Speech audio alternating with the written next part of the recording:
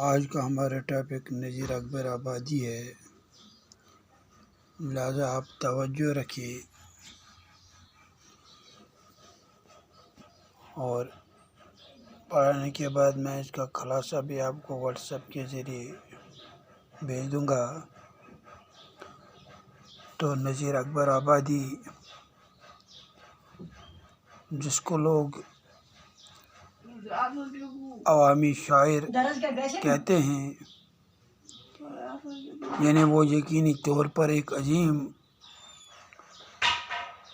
شاعر ہو سکتا ہے جس کو لوگ اپنا شاعر سمجھتے ہوں اور عوامی شاعر کہلاتا ہے۔ تو اس لحاظ سے نذیر اکبر آبادی اردو کے عظیم شاعروں میں شمار ہوتے ہیں۔ تو ان کا اصلی نام ولی محمد تھا، تخلص نذیر تھا۔ ان کے والد کا نام سید محمد فاروق تھا، آگرہ کے رہنے والے تھے۔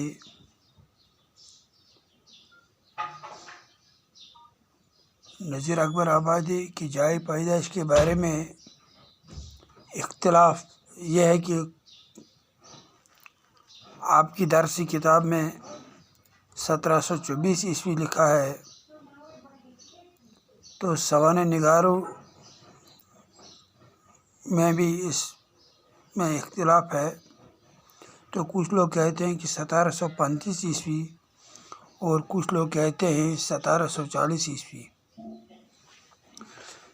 لیکن میرے خیال میں جب میں نے 2-3 کتابوں کا مطالعہ کیا تو وہاں پر زیادہ 1740 عیسوی پایا گیا ہے۔ تو 1740 عیسوی میں دہلی میں پیدا ہوئے، حالانکہ جائے ولادت کے بارے میں بھی اختلاف پایا جاتا ہے۔ کچھ لوگ کہتے ہیں کہ وہ دہلی میں پیدا ہوئے اور کچھ لوگ آگرہ کو ان کی جائے پیدائش قرار دیتے ہیں، لیکن زیادہ تر ان کی جائے پیدائش کے بارے میں دہلی کو ہی تسلیم کیا گیا ہے۔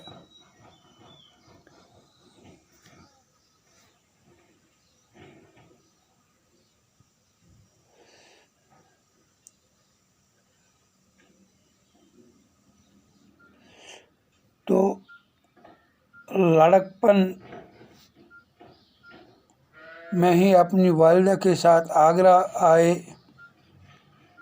اور وہی سکونت اختیار کی، پھر ساری عمر آگرہ میں بسر کی، جسے اس زمانے میں زیادہ تر اکبر آباد کہا جاتا تھا۔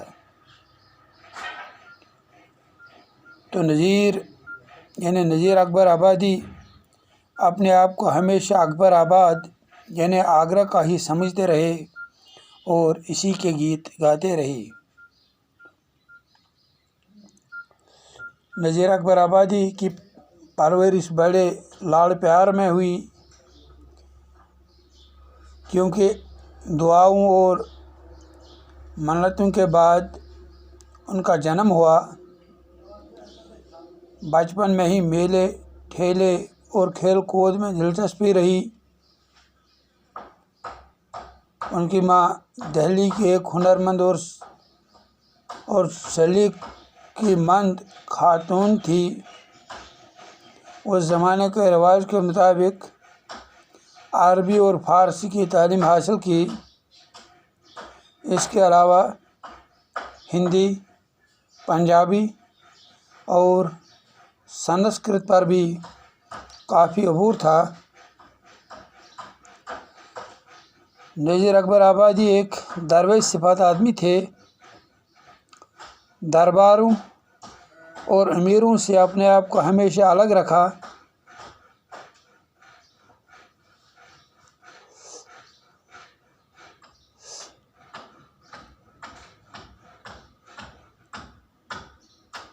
تو نذیر اکبر آبادی نے عدیل عمر میں یہ زندگی کے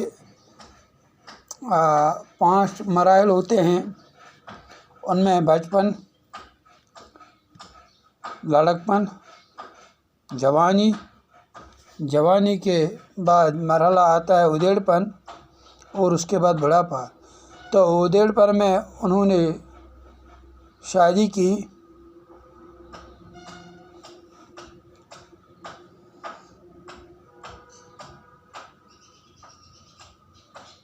نذیر اکبر آبادی آخری ایام میں فالج کے مرض میں مبتلا ہوئے اور ایک طویل عمر پا کر 16 اگست 1830 عیسوی کو انتقال کیا، اور انہیں اپنے مکان کے صحن میں نیم کے درخت کے نیچے دفن کیا گیا۔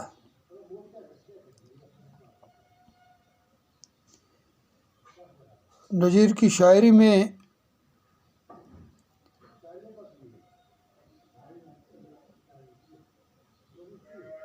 ہمیں غزلیں بھی کئی نظر آ رہی ہے،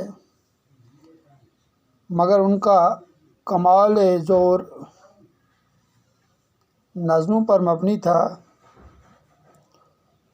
اور انہوں نے روزمرہ زندگی سے متعلق واقعات اور تجربات پر نظمیں لکھیں۔ انہوں نے بچوں کی زندگی اور کھیل کود کے بارے میں، جوانوں کی دلچسپیوں کے بارے میں اور بوڑھوں کی فکروں کے بارے میں بھی دلچسپ نظمیں لکھی ہیں۔ انہوں نے عید، شب برات، محرم، دیوالی، ہولی پر بھی نظمیں لکھی ہے۔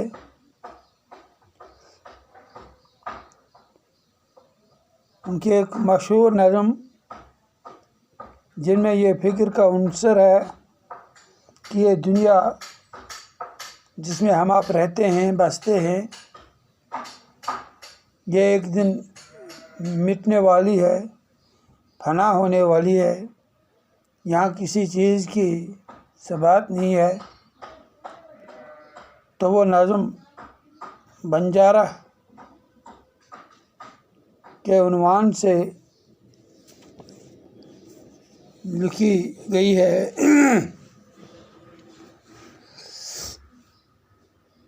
تو نذیر اکبر آبادی کے بہت سارے مشاغل تھے، شطرنج بازی، پتنگ بازی، اس کے علاوہ کئی دوسرے مشاغل سے انہیں کافی دلچسپی تھی۔ آپ پیشے کے لحاظ سے ایک معلم تھے،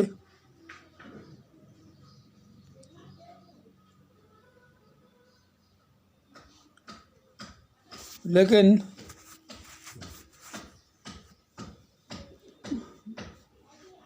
آپ ایک اچھے معلم ہونے کے ساتھ ساتھ ایک بہترین شاعر بھی گزرے ہیں۔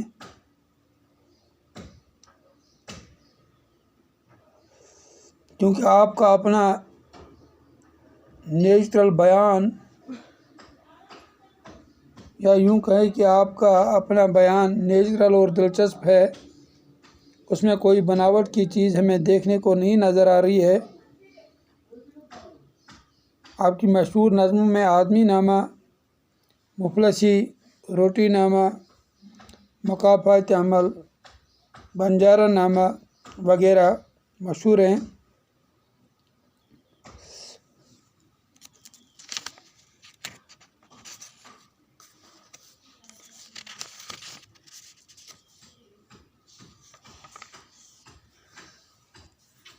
جس زمانے میں نذیر نے اپنی شاعری شروع کی، اس زمانے میں دلی اور آگرہ میں شعر و ادب کا بڑا چرچا تھا، لیکن درباری اثر سے کچھ ایسی صورتحال پیدا ہو گئی تھی کہ عام لوگوں اور ان کے دکھ سکھ، چھوٹی چھوٹی مسرتوں اور عام باتوں کی طرف کوئی توجہ ہی نہیں کرتا تھا۔ انہوں نے آسمان سے اتر کر زمین کی چیزوں کو دیکھا تو ان میں بھی ان کو بڑی خوبصورتی نظر آئی۔